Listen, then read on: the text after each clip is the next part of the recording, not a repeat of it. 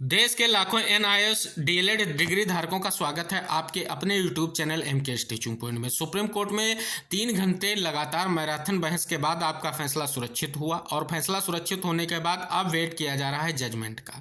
लेकिन इसी बीच में हम बात करेंगे जो आपके एनआईएस के माध्यम से जो डीएलएड कराए जाने को लेकर के परियोजना का प्रस्ताव हुआ था, किस प्रकार से उसको वैधता प्रदान की गई थी, क्या मानक थे और क्या चीज़ें थी जिनका सीधा असर जजमेंट पर देखा जा सकता है और वो तथ्य जो निर्णायक भी हो सकते हैं, वो उनके बारे में इस वीडियो के माध्यम से सारी जानकारियां आपको देंगे। और निवेदन करेंगे वीडियो को शेयर करें और चैनल को सब्सक्राइब करके बेल आइकन जरूर प्रेस कर लें।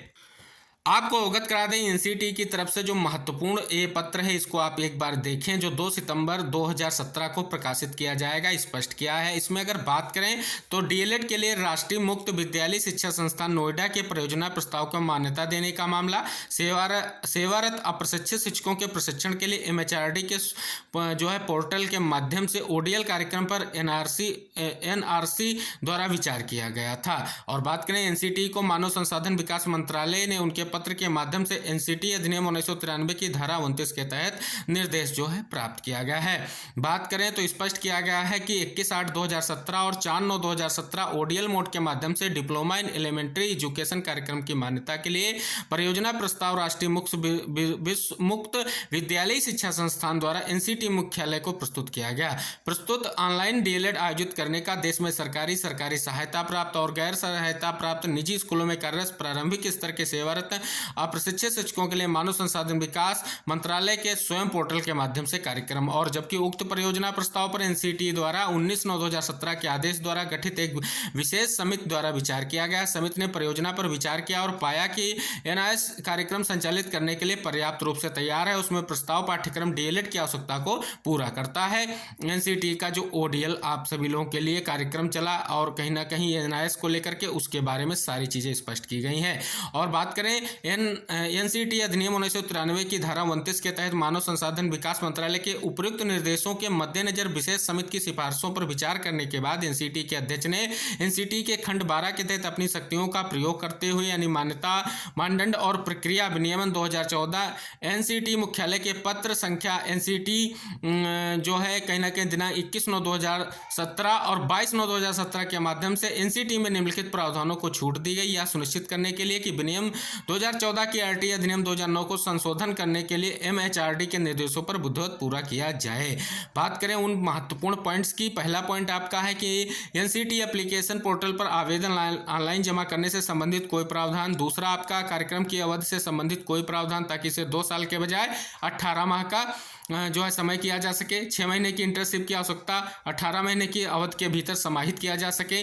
तीसरा, डीएलएड में प्रवेश के लिए न्यूनतम पात्रता की कोई आवश्यकता, जिसमें कार्यक्रम यानी कक्षा 12 में 50% अंक और इस सीमा तक के जो लोग इस आवश्यकता को पूरा नहीं करते उन्हें अनुमति दी जाए। कार्यक्रम में अंतिम प्रवेश के लिए बशर्ते 50% अंक प्राप्त कर लें। डीएलएड का जो है समापन एनआईएस का कार्यक्रम। चतुर्थ, एनआईएस को एमएचआरडी के स्वयं पोर्टल के माध्यम से कार्यक्रम संचालित करने में सक्षम बनाने के लिए विनियमों में कोई प्रावधान की बात की गई है।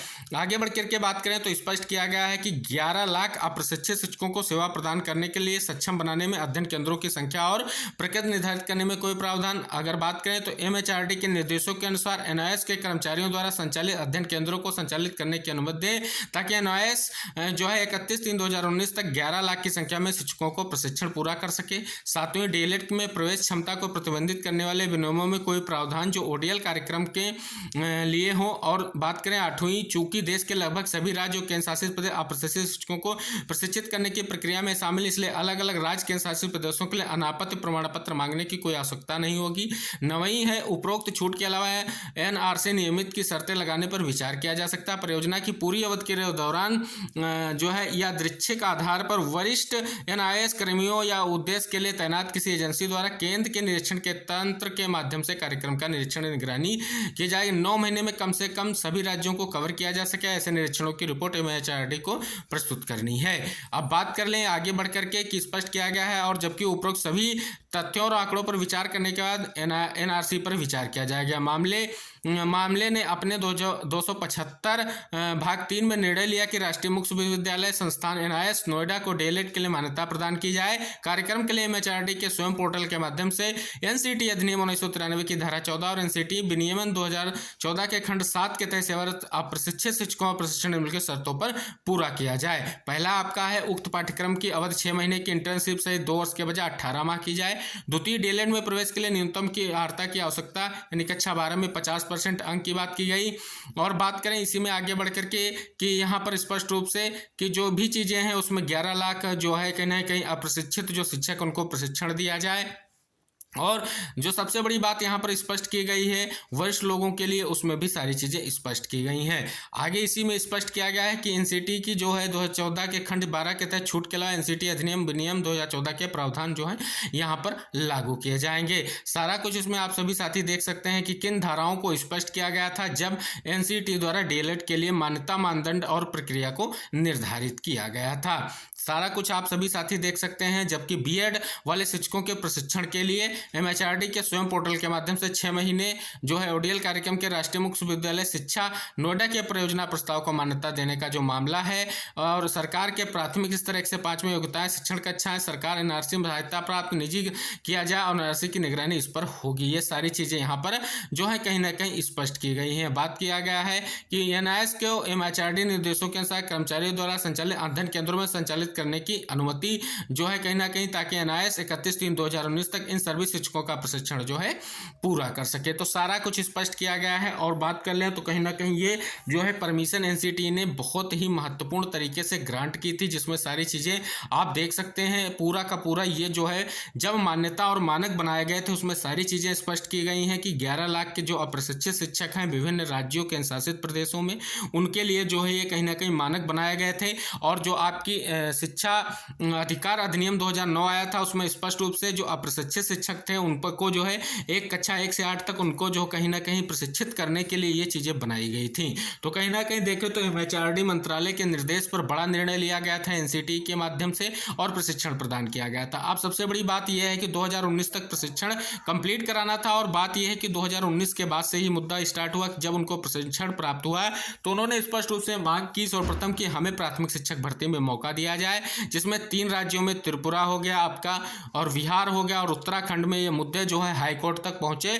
और कहीं ना कहीं इन्हीं मानकों और इन्हीं प्रावधानों के आधार पर उनको जो है हाईकोर्ट ने स्पष्ट रूप से जो है प्राथमिक शिक्षक भर्ती में सम्मिलित होने के लिए मौका प्रदान किया और आदेश दे दिया। लेकिन अगर बात करें तो पटना हाईकोर्ट की तरफ से जो फैसला आया उसका अनुपालन किया गया। उसके लिए जो है कहीं ना कहीं केंद्रीय शिक्षा मंत्रालय और मानव विकास एमएचआरडी मंत्रालय ने भी कहीं ना कहीं स्पष्ट रूप से उसको माना और उसके निर्देशों को पालन करने की बात की। और उसके बाद एनसीटी ने स्पष्ट रूप से आदेश और एक सूचना भी जारी करके स्पष्ट किया कि पटना हाईकोर्ट का जो है आदेश स्वीकार करते हैं और उनको प्राथमिक शिक्षक भर्ती में सम्मिलित करने का कार्य करते हैं। जब मानदंड तैयार किए गए थे तब स्पष्ट नहीं किया गया था कि इनको प्राथमिक शिक्षक भर्ती में मौका दिए जाने की कोई स्थिति बनेगी, लेकिन जो स्पष्ट किया गया था कि इनको प्रशिक्षण दिया जाए। प्रशिक्षण दिए जाने के बाद जब वो प्रशिक्षित हो गए तो आप किस हिसाब से कह सकते हैं कि उनको जो है प्राथमिक शिक्षक भर्ती में मौका ना दिया जाए। और अगर वो कार्यरत हैं प्राथमिक शिक्षक भर्ती में मौका नहीं दिया जाएगा तो फिर उनको प्रशिक्षण दिए जाने का आधार क्या रहेगा। और अगर उनको सीधे तौर पर ऐसे ही उनके स्थान पर नई भर्तियां कर दी जाएंगी तो वो कार्यरत शिक्षक के कहाँ जाएंगे। सबसे बड़ा वो अपने भविष्य को लेकर के चिंतित हैं और इसीलिए लगातार वो प्रयास कर रहे हैं। तो कुछ ये महत्वपूर्ण तथ्य ऐसे हैं जो कहीं ना कहीं आपके लिए निर्णायक होंगे। एनसीटी की तरफ से जवाब यही दिया गया है कि किस प्रकार से उसने मान्यता प्रदान की है और मान्यता प्रदान करने का सीधा सा अर्थ यही है कहीं ना कहीं एक कानूनी रूप से इस प्रक्रिया को जो है कहीं ना कहीं सरकार ने कराया है और प्रशिक्षण भी दिया गया है। तो इसके आधार पर इन सारी चीज़ों को देखा जाएगा। अब 18 महीने का जो कार्यक्रम था उसमें इंटर्नशिप की भी बात की गई है। आप देख सकते हैं जब मानक और आपके लिए मान्यता यानी वैलिडिटी तय की गई थी तब स्पष्ट हो गया है कहीं ना कहीं मानक और मान्यता का भी एक जो ग्रीवांस था वो भी स्पष्ट हो रहा है। तो स्पष्ट हो जाता है कि सीधा सा असर ये जजमेंट पर जरूर पड़ेगा और इन चीज़ों को लेकर के सरकार के पास जो है कहीं ना कहीं परिस्थितियाँ ये भी हैं कि इनका प्रशिक्षण अगर 11 लाख जो है प्रशिक्षितों को दिया गया है तो उनको कहीं ना कहीं चयन प्रक्रिया में भी सम्मिलित किया जाए, जिससे एक महत्वपूर्ण विषय वस्तु बन सके। अगर साथियों यहाँ पर बात करें तो कहीं ना कहीं जो सामान्य रूप से 2 वर्षीय बीएड डीएलएड का कोर्स कर रहे हैं अभ्यर्थी वो नहीं चाहते कि इनको मौका दिया जाए। वो स्पष्ट चाहते हैं कि इनको बाहर कर दिया जाए, जिससे वही प्राथमिक शिक्षक भर्ती के लिए मान्य रहे, क्योंकि बीएड को भी जो है प्राथमिक शिक्षक भर्ती से बाहर कर दिया गया है।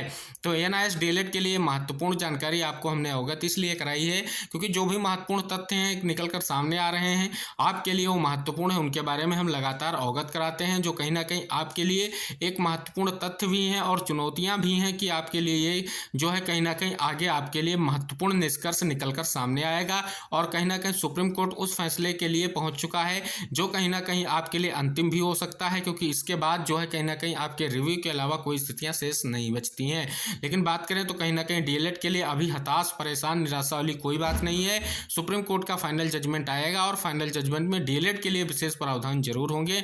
उनको बशर्ते किस आधार पर जो है छूट प्रदान की जाएगी ये अलग की बात है, लेकिन उनको जो है कहीं ना कहीं प्राथमिक शिक्षक भर्ती के लिए जो कहीं ना कहीं छूट प्रदान जरूर की जाएगी, क्योंकि उनका जो भविष्य है अंधकारमय नहीं किया जाएगा। अगर ऐसे उनको बाहर कर दिया जाएगा तो किस बिहाफ पर उनका जो है आगे की भर्तियों में फिर इनका डीएलएड कराने का उद्देश्य क्या रहेगा और प्रशिक्षण देने का उद्देश्य क्या रहेगा, सबसे बड़ी बात तो ये निकल कर सामने आ रही है। तो ये कुछ महत्वपूर्ण जानकारियां थी जो कहीं ना कहीं निकल कर सामने आ रही थी एनसीटी के माध्यम से, तो उसको हमने आपको अवगत कराना और उचित और चीज़ें जो आपके लिए महत्वपूर्ण है उनको हम लगातार अवगत कराते हैं वीडियो के माध्यम से। सभी साथियों से निवेदन है वीडियो को शेयर करके चैनल को सब्सक्राइब कर लें। ऐसी ही महत्वपूर्ण जानकारियां हम आपको अवगत कराते रहेंगे और हम आशा करेंगे कि जब तक सुप्रीम कोर्ट का जजमेंट आता है आप सभी लोग सक्रिय रहें और कहीं ना कहीं ये भी जान लें कि आपके लिए ही फैसला महत्वपूर्ण होगा, क्योंकि अगर बात करें तो आपके खिलाफ फैसला जाने की ज़्यादा उम्मीदें नहीं जताई जा रही हैं। लेकिन जो साथी कह रहे हैं कि एनआईएस बाहर कर दिया गया वो बिल्कुल निराधार है। अभी सुप्रीम कोर्ट ने ऐसा कोई भी तथ्य नहीं कहा है जिससे सुप्रीम कोर्ट ये स्पष्ट हो सके कि डीएलएड को लेकर के कोई स्थितियां ऐसी बन रही हैं जो एनआईएस के माध्यम से डिप्लोमाधारी उनको बाहर किया जाए। तो परिस्थितियां बिल्कुल प्रतिकूल नहीं है, अनुकूल चल रही हैं। जो भी होगा कोर्ट उस पर बहुत गहनता से विचार करके ही निर्णय जारी करेगा। निवेदन रहेगा वीडियो को शेयर करते हुए चैनल को जरूर सब्सक्राइब कर लें। मिलते हैं अगली महत्वपूर्ण खबरों के साथ, तब तक के लिए Jai Hind, bye bye, take care साथियों।